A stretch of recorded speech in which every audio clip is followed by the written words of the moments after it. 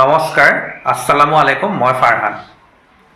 নতুনকৈ কংগ্ৰেছত যোগদান কৰা নেতা ৰেজাউল কৰিম সৰকাৰে সৌসিদিনা এটা মন্তব্য দিছিল, যিটো মন্তব্যক লৈ বৰ্তমান গোটেই অসমত প্ৰবল প্ৰতিবাদৰ ঢৌ উঠিছে, তুমুল প্ৰতিক্ৰিয়াৰ সৃষ্টি হৈছে।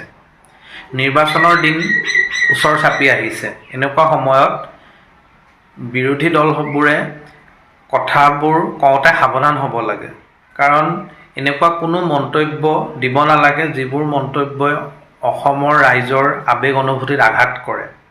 আপোনালোকে জানেই যে বিজেপি দলে হিন্দু মুছলমানৰ ৰাজনীতি, সাম্প্ৰদায়িক ৰাজনীতি নকৰাকৈ কেতিয়াও নিৰ্বাচনৰ প্ৰতিদ্বন্দ্বিতা কৰাৰ কথা ভাবিব নোৱাৰে। গতিকে শাসক দলৰতো সেইটো এটা মূল ইছ্যু হ'ব। হিন্দু মুছলিম, মিয়া বাংলাদেশী, এইটোতো এটা ইছ্যু হ'ব, যিটো আগৰ পৰাই চলি আহিছে। 2021তো বিজেপি দলে শৰাইঘাটৰ শেষ যুদ্ধ বুলি কৈছিল, এতিয়া আকৌ মিয়াৰ কথা কৈছে। গতিকে এইবোৰতো হিন্দু মুছলমানৰ ৰাজনীতি বিজেপি দলে কৰিবই, কিন্তু বিৰোধী দলবোৰে বিজেপিৰ যি জাল, সেই জালত ভৰি নিদিবলৈ চেষ্টা কৰিব লাগে। বিৰোধী দলৰ নেতাবোৰে যদি হিন্দু মুছলমানৰ ৰাজনীতিত ফচি যায়, তেতিয়া মূল যিবোৰ ইছ্যু, জনসাধাৰণৰ মূল্য বৃদ্ধি, নিবনুৱা সমস্যা, দুৰ্নীতি, যিবোৰ মূল ইছ্যু, আমাৰ প্ৰাণৰ শিল্পী জুবিনদাৰ ন্যায় প্ৰদান প্ৰক্ৰিয়া, এই ইছ্যুবিলাক ৰাইজৰ মাজলৈ নাযাব। সেইকাৰণে মই ভাবোঁ যে এই যে ৰেজাউল কৰিম চৰকাৰে যিটো বক্তব্য দিলে, এই বক্তব্যটো দিব নালাগিছিল। এতিয়া নিৰ্বাচনৰ দিন চাপিছে, তেওঁ এই ধৰণৰ মন্তব্য দিব নালাগে। আৰু এটা কথা গুৰুত্বপূৰ্ণ যে ধুবুৰী, তেওঁ ক'লে যে শিৱসাগৰখন ধুবুৰী বনাম। এইটো কথাৰ এটাই মই কথা ক'ব বিচাৰোঁ যে ধুবুৰীখন অসমৰ এখন জিলা। ধুবুৰী ক'তো বাংলাদেশত নাই, পাকিস্তানত নাই, বা ভাৰতৰ বেলেগ ৰাজ্যত নাই। ধুবুৰী অসমৰে এখন অংগ, আৰু ধুবুৰীখনক আমি হেৰুৱাব নিবিচাৰোঁ।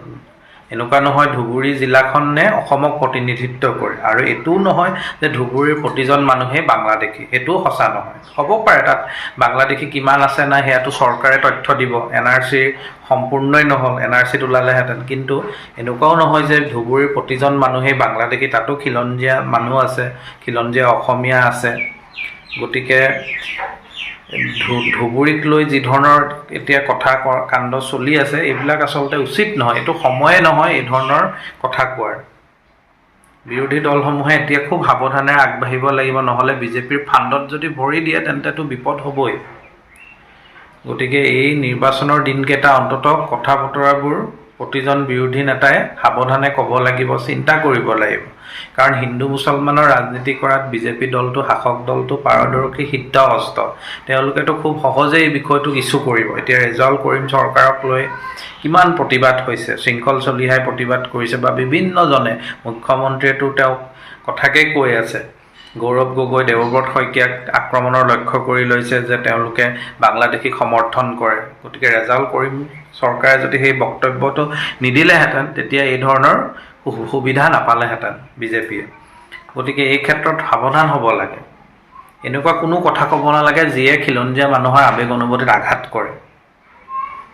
এনেকুৱা কথা কোৱা উচিত নহয়। এই কথাটো ৰেজাউল কৰিম চৰকাৰৰ দৰে নেতাবিলাকে জানিব লাগে। কংগ্ৰেছে এই কথাবোৰ চিন্তা কৰিব লাগে। যিবোৰ কথাই দলক ক্ষতি কৰিব, বিৰোধীক দুৰ্বল কৰিব, তেনেকুৱা কথা নিৰ্বাচনৰ আগতে কোৱাটো উচিত নহয়।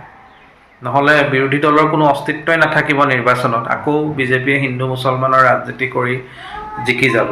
গতিকে মই এইটোৱে ক'ব বিচাৰোঁ যে ঘৃণাৰে নহয়, আপোনালোকে সম্প্ৰীতিৰ ৰাজনীতি কৰক। আপোনালোকে ৰাইজৰ যিবোৰ ইছ্যু, মূল্য বৃদ্ধি, নিবনুৱা সমস্যা, জুবিনদাৰ ন্যায় প্ৰক্ৰিয়া, এইবোৰ যিবোৰ মূল ইছ্যু, বস্তুৰ দাম ইমান বাঢ়িছে, ঔষধৰ দাম বাঢ়িছে, এই ইছ্যুবোৰক লৈ ৰাজনীতি কৰক। তেতিয়াহে ৰাইজে আঁকোৱালি ল'ব যিবোৰ ৰাইজৰ সমস্যা, যিবোৰ মূল দাবী, ৰাইজে কি কি অসুবিধা পাইছে, সেই দাবীবোৰক লৈহে আপোনালোকে আগবাঢ়িব লাগিব, বিৰোধী দলৰ নেতাসকলে। অন্যথা এইখন নিৰ্বাচনী বৈতৰণি পাৰ কৰাটো অসম্ভৱেই হ'ব। আৰু অন্ততঃ চৰকাৰ গঠন কৰিব নোৱাৰিলেও বিৰোধীয়ে কেইখনমান যদি আসন বেছিকৈ পাম বুলি ভাবিছে, তেন্তে এই ধৰণৰ উত্তেজনামূলক বক্তব্য, হিন্দু মুছলমানৰ বক্তব্য, বাংলাদেশী স্বদেশীৰ এই ধৰণৰ চিনাকি অচিনাকি এই ৰাজনীতিৰ পৰা আঁতৰি থাকিব লাগিব। অন্যথা তেওঁলোকে আশা কৰাৰ মতে একো ফলাফল নাপাব। ইমানকে কৈছোঁ, আজিলৈ বিদায় লৈছোঁ। পুনৰ এটা নতুন ভিডিঅ'ৰ সৈতে লগ পাম। ধন্যবাদ।